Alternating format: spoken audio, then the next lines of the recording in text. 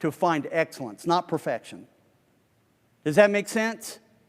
And you all, let me tell you something. If your team's not willing to do that, there's a team somewhere that is willing to do that.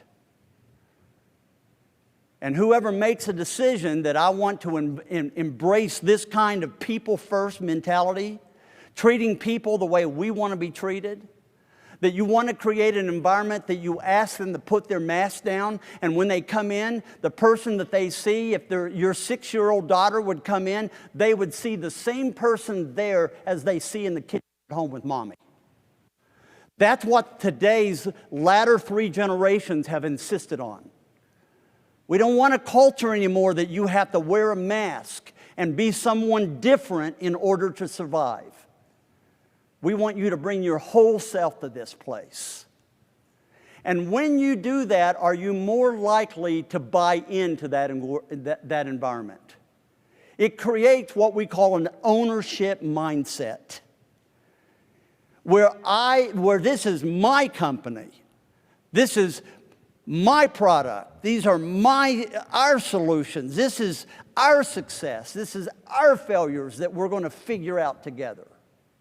You can't do that unless people feel loved, appreciated, and valued, and most of all, respected.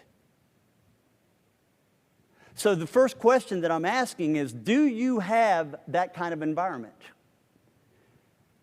You can talk about quality decisions all day long, but if your people do not have a psychological safe, people-rewarding environment, you cannot build that kind of decision-making culture.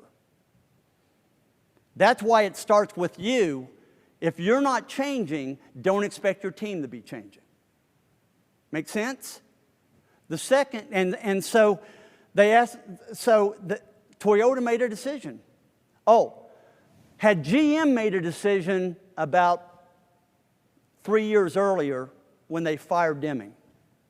They said, we want to protect turf and power. And they did. 20 years later, sometimes it takes a while for decisions to come home to roost. And in 2008, when the bottom fell out on the economy, it came home to roost. They have been losing billions and billions and billions year after year after year. And finally, they didn't have enough reserves. And you remember what happened. Federal government came in, bailed them out. But they said, if we're going to bail you out, here's the thing. We don't want the power people anymore. We don't want the car guys anymore. You guys are all gone. We're going to bankrupt this organization, and we are going to transform it and create a new GM. And we want new leaders. And they brought in people from AT&T. They brought in people that had no experience in building cars.